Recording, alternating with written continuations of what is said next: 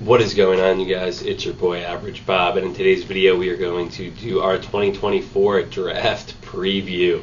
It's been a while since I've done a video here after the dust has settled with Saquon leaving, free agency getting started, but I think now's a good time to dive into my thoughts on this upcoming draft, what I want to see. Will that match exactly what will happen? I don't know. The NFL draft is always a weird time of year, right? There's all these teams throwing out smoke screens of guys that they don't want.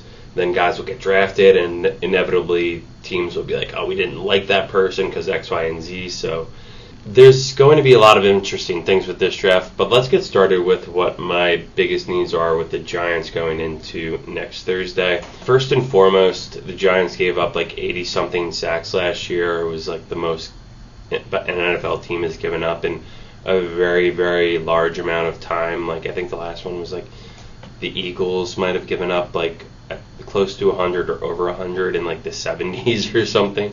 Whoever that poor quarterback was, they probably had to go through a lot of them because I don't think anyone could have lasted a full season with that. And even getting into the 80s number, the Giants didn't have a quarterback that could last all season. It was a round table of Danny Dimes, Tyrod Taylor, Tommy DeVito. And I think a lot of that trouble last year with the offensive line got off to a rocky start from game one when you lose your left tackle you just paid in Andrew Thomas to a hamstring injury for a number of games. And then you also had a regression from Evan Neal, who you also used a top 10 pick on. This is his second year, and you saw kind of a monster regression there, and he was injury prone too. And then last year he kind of quit halfway through the season after he shit-talked the fans. I did a video on that. You could go back and watch. I actually did two of them because that's how pissed off I was about this topic. You do have a new offensive line coach, but does it beg the question, will the Giants take a offensive tackle at 6? Then that means you're moving Evan Neal to guard somewhere. And Evan Neal has been kind of a cocky. I talked about this in my other videos. I don't need to go into total detail, but he's someone who doesn't really want to play guard. Doesn't seem like the biggest team player, and if you don't take a tackle at 6, then you run the risk of having a guy with a shitty attitude who might not even be able to play at the NFL, still locked in at your right tackle position, and that's still going to be a negative, so you're not really fixing the offensive line with anything that you've done if you don't take a tackle in the top 6. Is that a flashy pick? No. They do have a new O-line coach, which I'm hoping maybe he could bring in one of these veterans. They signed a guy that he had coached at the Raiders, who seemed very happy to be with the Giants. Also, I think it's John Runyon Jr. Anyway, his dad was Runyon, who was on the Eagles for a while. Seemed to be like an okay player on the Packers. Maybe, he's still young, can develop further into, with better coaching and more experience, someone who could play a lot. But again, I think the offensive line still is a major hole in this offense. And you were able to get away with that. You weren't able to get away with having a terrible offensive line because it kind of tanked the season last year, and then you never had any running lanes for Saquon, and you asked him to do pretty much everything to win games, and if he couldn't do it, then you really came up way short. So I think you have to take a tackle or something and I'm biased as a former offensive lineman, but when the Giants were successful, and going back to the days of, Eli, right? When Eli came in, he had a really good offensive line, multiple good offensive tackles, like Luke Pettigrew was even there for a little bit, and the Giants had invested in him early out of Notre Dame. Now you're looking at a guy like Joe Alt from Notre Dame, who could be the top tackle taken off the board, or Fashanu from Penn State. Again, guys, it's not a sexy pick. The Giants have gone down this path numerous times the last couple of years. 2 years ago taking Neal in the first round, last year in the first round taking John Michael Schmitz, who, according to Pro Football Focus, graded out as one of the worst centers in football last year. But, as a lot of fans like to use the Pro Football Focus metrics as not being strong or credible for offensive line. But when Andrew Thomas ranks at the top of the Pro Football Focus rankings, then we're like, oh yeah, this is so great. Look at how he's ranked, But John Michael Schmitz doesn't look good on the rankings, and we're like, oh, this ranking's bullshit and trash. So They have John Michael Schmidt seems like a good kid, a tough kid. You know, he gritted through a lot, and it was a learning curve for him, right? He's playing against absolute all-stars that he didn't see against Minnesota. So I'm talking a lot and going deep into the offensive line wormhole, which I don't want to do too much of, but honestly, I still think the offensive line needs to get fixed. If it doesn't happen to the 6th pick overall, I'm probably going to see it in the 2nd or 3rd round. Just other investments that could help in the long run. Next up, I think the big elephant in the room, there's a couple elephants in the room, so I guess we could just talk about the quarterback position. Danny Dimes is going into the next year of his contract after a season where he tore his ACL, probably not going to come back 100%. He was supposed to take that step forward and really elevate everyone too, but I don't think, the offensive line was good enough, and neither were the playmakers around him. And he hasn't evolved as much as a player as the Giants had hoped for by giving him that monster contract. And, sometimes, guys, this happens. You pay people, it doesn't work out, and you kind of have to move on from it. Unfortunately, I don't think where the Giants are picking, if we look at the current order of the draft, right, Giants are picking 6. You have the Chicago Bears picking 1. Obviously, they're going to probably take Caleb Williams, quarterback out of UFC. And then you have the Commanders, which also are desperate for their next quarterback to come in. Sam Howell, I thought was okay. And even 2 years ago, I thought Taylor Heineke won some scrappy games for them. And they kind of just let him walk, I think, to the Falcons. And then Patriots, Belichick's gone now. New regime change. Mac Jones is gone. Went to the Jaguars. And then you have, I think, Bailey Zapp, or however you say his name. I don't think he is what they want and isn't flashy enough. So do they go with a quarterback there like, I don't know, Drake May or Jalen Daniels? So I think the Patriots have to take a quarterback at 3. It'll rejuvenate their franchise, put everything kind of in the Belichick era in the past, and move forward with a brand new future. Something the Giants really haven't done, to have a consistent coaching change along with a new quarterback, a guy that they wanted. Giants haven't done that in a very long time. Next up is where it starts to get interesting because you have the Arizona Cardinals and the Los Angeles Chargers. With the Cardinals, they still have Kyler. I don't even know if he came back at the end of last year or what. I feel like I can't even remember at this point. But is he their franchise guy? They gave him a contract, and then they're in that contract he can't play Call of Duty. So are they kind of sick of his bullshit and him getting hurt all the time? Maybe they take a quarterback, or maybe they say, hey, let's take Marvin Harrison Jr. and make him the first wide receiver off the board. And then next up you have the Chargers. The Chargers lost a lot of weapons, so they could be in. They're not going to take a quarterback, obviously, first and foremost. Let me start with that because Justin Herbert is their guy. And they had an interesting year, honestly, firing their coach and whatnot. I think they honestly should have fired their coach 2 years ago. If you guys can recall the playoffs, they blew an all-time lead to the Jaguars, and I think then and there, their next season was completely toast if they brought that coach back, because sometimes things set a tone, right? Whether it's the first game of the season or maybe even the last game of the season, you can see have an effect in that overlapping into the next year, and that was something that completely happened with the Chargers. I do want to make note that they did invest with wide receiver Quentin Johnston, who also didn't do jack shit for them last season. But they did, I believe it was a first-round pick last year, or if it wasn't, it was a second-round pick. So they might not want to be in the wide receiver game, but hard to say there. Which leads us to the Giants with, as I just mentioned, 3 of the top quarterbacks off the board, potentially 4 if another team wants to trade up. I believe there's a lot of talk with the Vikings having to trade up because Kirk Cousins is gone, and I think their only situation at quarterback right now might be Sam Darnold, so they might be a team that could trade up into the top 5 to try and get a quarterback that they think of someone that could start now.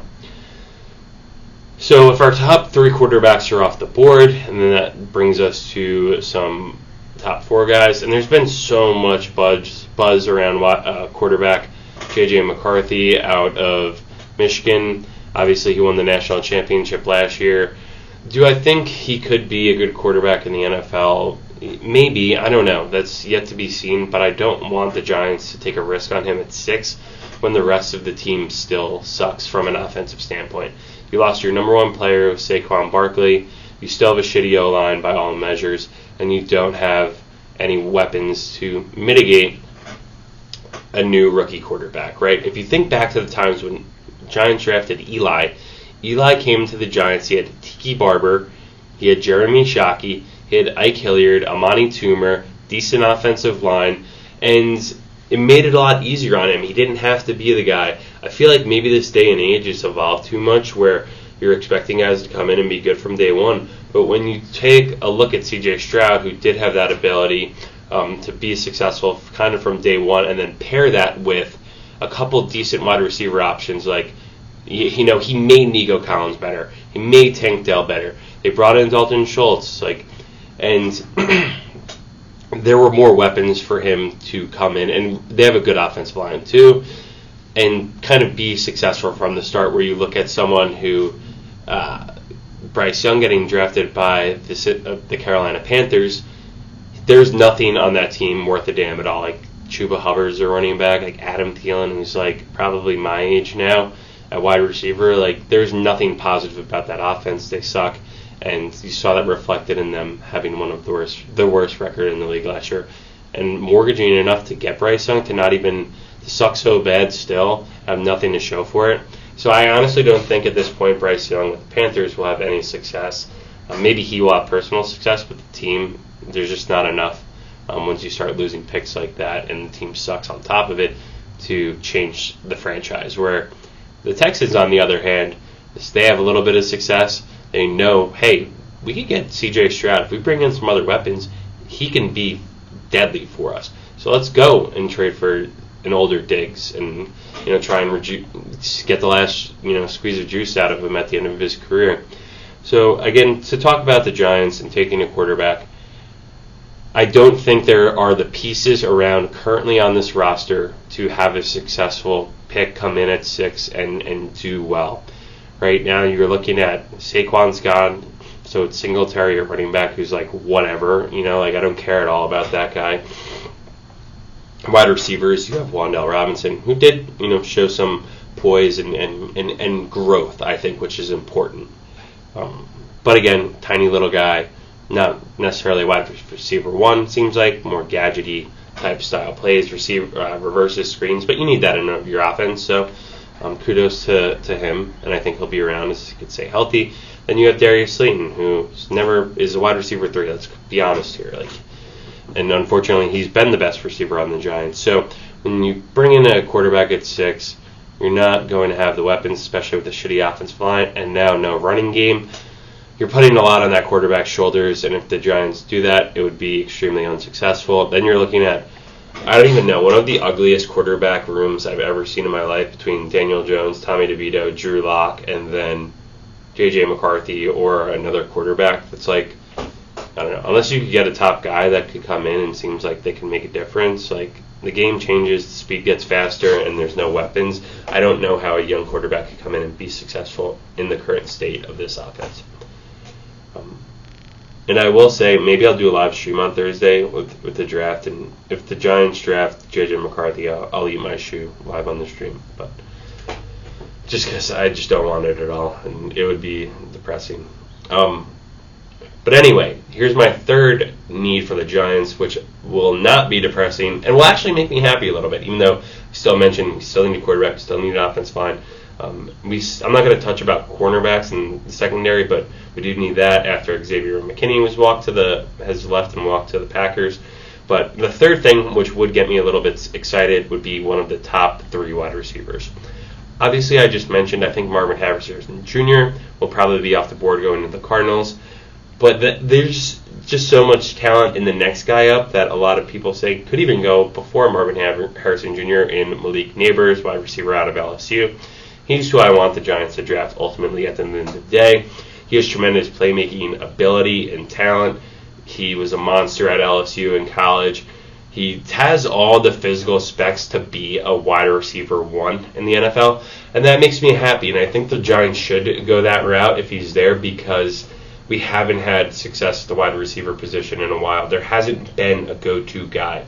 And I think, a lot of that was a failure on the Giants, but it also, led to the years that we've had where we haven't had success. How have we expected Daniel Jones to be successful with a bad offensive line?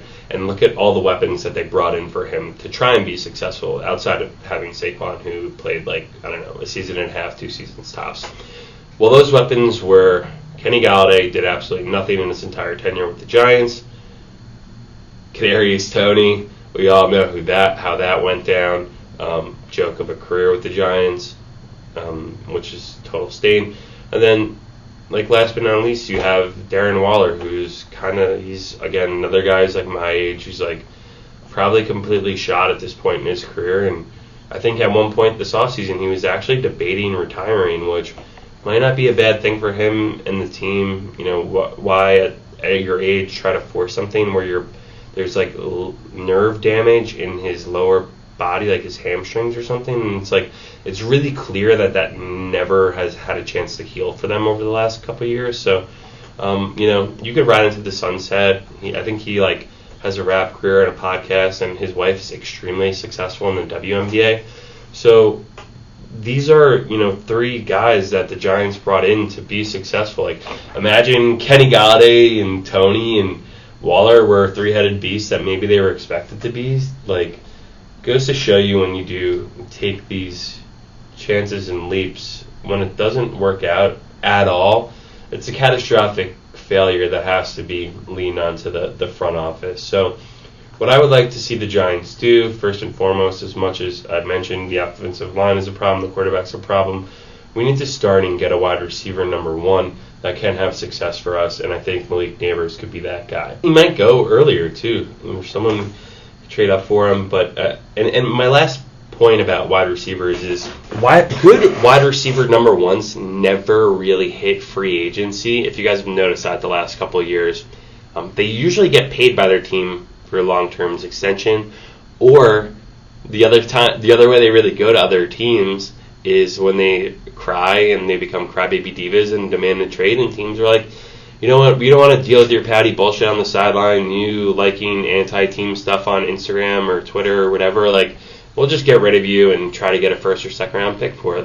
The Bills just did it with Diggs, and he's their number 1 option at wide receiver, and they were already losing. They already lost Gabe Davis, who signed, I think, with the Jaguars and went elsewhere, so they kind of needed a wide receiver, and they're like, you know what, we're done dealing with this head case. We got what we wanted from him, and I think he had done that with the Vikings originally too. He didn't sign through free agency, so you do see a lot of these guys, when they are loyal to their team and good, they get paid by them. Otherwise, there is a market in free agency where they overpay for shitty guys what was his name, Calvin Ridley. He just got a monster contract, and what the hell has he ever really done? So yeah, that's my point. That's what I would like to see done in the draft. Take a wide receiver, have him stick around for a while. And you know what? If it doesn't work out with Daniel Jones, right, and the season sucks, Vegas already has us projected at around 5.5 wins for next season. So with that, we're not going to have that great of a year regardless. But what I would like to see is a step forward in having the pieces around for whoever is the next puzzle in that equation at the quarterback position, so they can come in like Eli and have a little bit of success with a good wide receiver or 2 around, better offensive line, maybe even a running back who can step up and do well and just continue to build on the defense between Burns and Thibodeau, and have a younger guy in Banks at cornerback. So there you guys have it. Let me know what you guys think about what you want to see during this draft. The more I think about it, the more I want to go live and watch it on YouTube through a live stream. I think that'd be fun. It's something I really haven't done before, and it's nice that we picked 6 so I wouldn't have to do it for too long. But let me know what you guys think, what you guys want to draft, and if you like the video, please drop a like. And if you think my opinion sucks, feel free to tell me too. I'm not going to cry about it. Anyway, thank you guys for watching. Have a great weekend, and let's go Giants and enjoy the draft any way that you can, because either way, hopefully it's a start moving in the right direction in the future.